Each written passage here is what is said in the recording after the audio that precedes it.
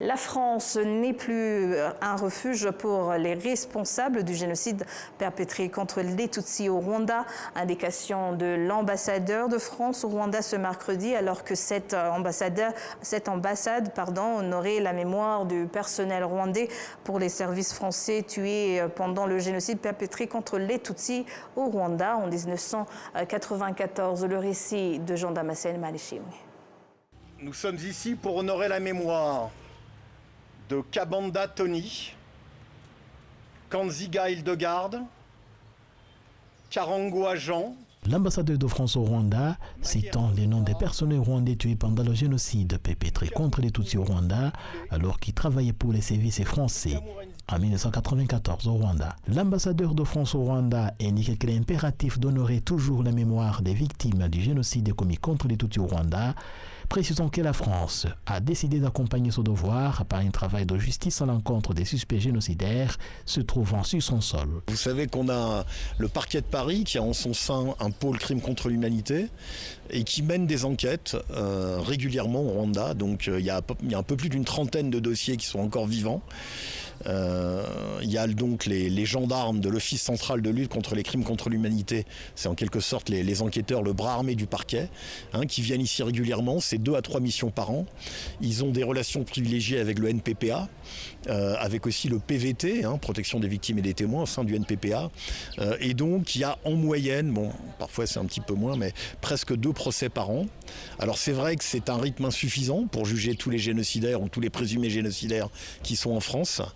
Mais là encore, disons depuis 2021, c'est en France, en dehors du Rwanda, que le plus de présumés génocidaires rwandais ont été jugés. Donc il y a un réel effort qui est fait. Ce serait peut-être bien de pouvoir faire plus. Ce qu'il y a, c'est que ça suppose beaucoup de moyens. Il y a aussi un problème d'agenda en fait, de la Cour d'assises de Paris. Il faut savoir que les présumés génocidaires rwandais sont jugés devant la Cour d'assises de Paris. Et qu'évidemment, il y a d'autres affaires. Mais si vous voulez, ce qui est certain, c'est que des gens qui ont pu penser à la fin des années 90 et au début des années 2000 que la France serait un refuge pour eux, constatent que la France n'est plus ce refuge. Voyez, et que la justice, la main de la justice peut les rattraper, peut les accuser et peut les condamner. Et donc ça, je pense que c'est très important pour le Rwanda, très important pour la France, et c'est très important qu'on puisse lutter comme ça contre l'impunité, que ces crimes qui sont imprescriptibles soient punis. La commémoration des personnels pour les services français tués pendant le génocide des Tutsis au Rwanda rappelle aussi l'abandon de la communauté internationale qui n'a rien fait pour arrêter le génocide des Tutsis. Pour les survivants du génocide des Tutsis, cela doit pousser les Rwandais à œuvrer pour leur résilience.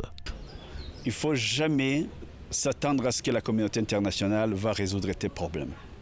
Il faut absolument que nos problèmes trouvent des solutions à nous-mêmes. Et c'est intrinsèque, ça doit venir de nous-mêmes. Et les solutions venant de nous-mêmes, la communauté internationale viendra qu'appuyer. Mais sinon, nous devons aussi faire cette marche, ces efforts, dans la foi, en notre capacité et en notre avenir, que nous devons saisir nous-mêmes et agir nous-mêmes sans rien attendre d'eux. Et que ça vienne ou ça ne vienne pas, la marche doit continuer. Et nous avons la force et la capacité, la foi en nous-mêmes, l'unité que nous avons bâtie, un très bon pays, un bon leadership qui est même convoité par d'autres. Et nous avons tout ce qu'il y a pour que le Rwanda avance. Et sans attendre la communauté internationale. Ça viendra. Et c'est important, nous avons besoin de cette communauté internationale, mais nous devons d'abord bâtir nos efforts. Nous devons d'abord solutionner nos problèmes. C'est nos problèmes avant qu'ils ne soient leurs problèmes. L'ambassadeur de France au Rwanda estimait qu'un 31 ans après le génocide perpétré contre les Tutsis, un accent particulier doit être mis sur la lutte contre le négationnisme du génocide des Tutsis, une obligation dont la France est consciente. Alors malheureusement, en fait, tout génocide porte en lui sa propre négation. C'est ça qui est terrible, puisque les gens, un génocide, ça se prépare, ça se planifie. C'est un État qui en fait est à l'origine d'un génocide, et c'est un État qui tue ses propres citoyens, qui tue sa propre population. à cause de son origine, à cause de ce qu'elle est. C'est ça la définition d'un génocide. Et on sait que les génocidaires, quelque part avant même d'accomplir le génocide, ils préparent déjà la manière dont ils le nieront. Ça a été le cas pour le génocide des Arméniens, ça a été aussi le cas, et c'est encore le cas pour la Shoah, pour le génocide des Juifs d'Europe, et c'est le cas malheureusement pour le génocide perpétré contre les Tutsis au Rwanda. Donc maintenant, qu'est-ce qu'il faut faire? Il faut combattre ce négationnisme, toujours, mais c'est un combat sans cesse renouvelé. De ce côté-là, la France, qui c'est vrai, n'a pas toujours montré l'exemple au Rwanda, mais là, je pense qu'elle le montre. Et comme vous le savez, il y a un certain monsieur Onana, qui est un franco-camerounais, qui effectivement diffuse des thèses négationnistes, ou en tout cas révisionnistes, mais c'est du révisionnisme qui confine au négationnisme.